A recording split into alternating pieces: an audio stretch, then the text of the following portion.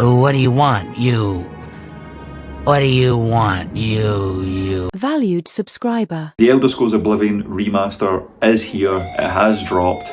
I've played a fair bit of it so far, and I'm going to tell you guys what I think. The internet had been looking forward to this for weeks and months after the rumours had came out months prior that this was meant to have dropped, I think in financial year 2022, so clearly something must have changed. I think it was the UE5 add-on is what's completely changed the roadmap for this thing, but I think the change they made has made this remaster or remake or whatever you want to call it actively worth your while.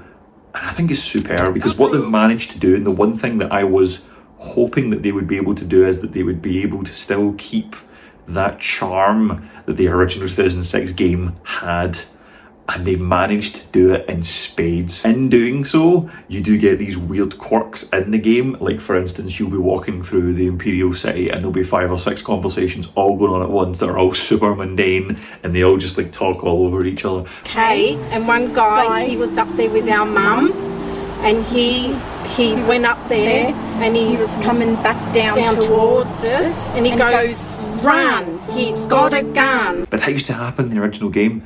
Stupid stuff like that used to be there, and the fact they've left it in shows that they actually do care about the content that they've managed to serve up. I think the Unreal 5 add-on that they've done for the graphics has been absolutely superb. I think that the way that the game looks still has the Bethesda Elder Scrolls feel, but it's like the fidelity's just like way up on what things were before. I think the lip sync stuff that they've done for the conversations is absolutely excellent. I know it's like a really minor thing, and because you're in effect zoomed in, they can do these things a little bit easier, but it just feels so much more natural when you're having a conversation with this NPC.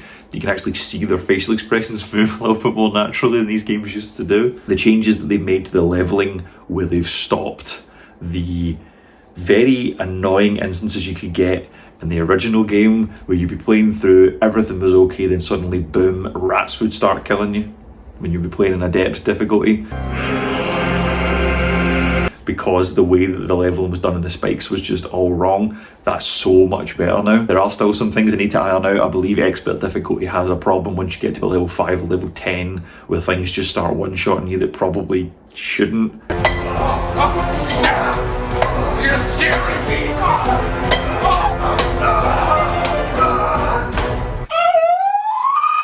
And that should be something that's left at the absolute top tier difficulty. So some issues to iron out. That's not a massive surprise. Bethesda always has that in their back pocket. I think it was a given that all the DLCs were going to come out at launch with it. I like the fact that they didn't try and put them behind a paywall like some developers may have done.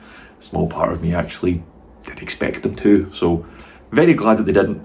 I cannot wait to get to the Shivering Isles. That expansion is just absolutely unreal. I can't wait to see what it is they've done with it and how it looks and how it feels, because everyone knows that Shale Gorath, man, the guy is absolutely insane. Oh, crazy? Don't mind if I do!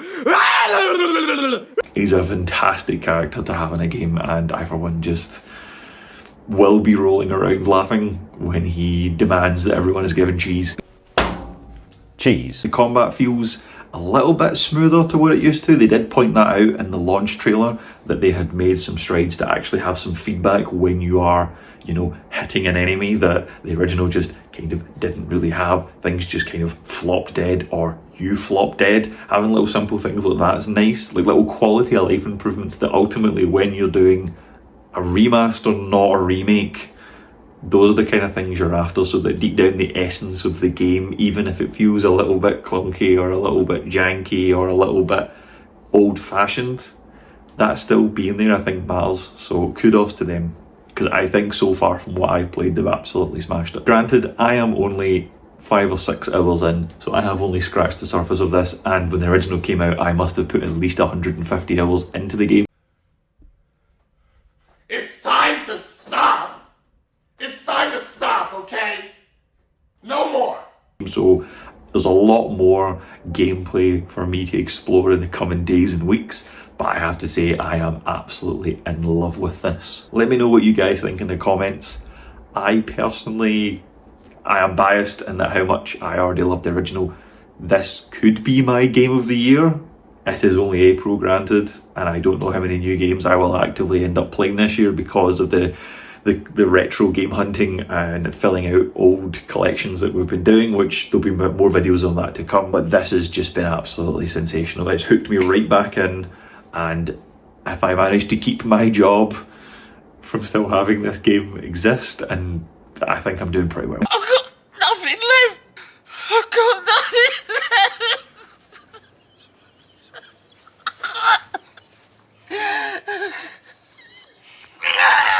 If you like this video and you want to see more of this kind of content, press like, press subscribe. It helps the channel a ton.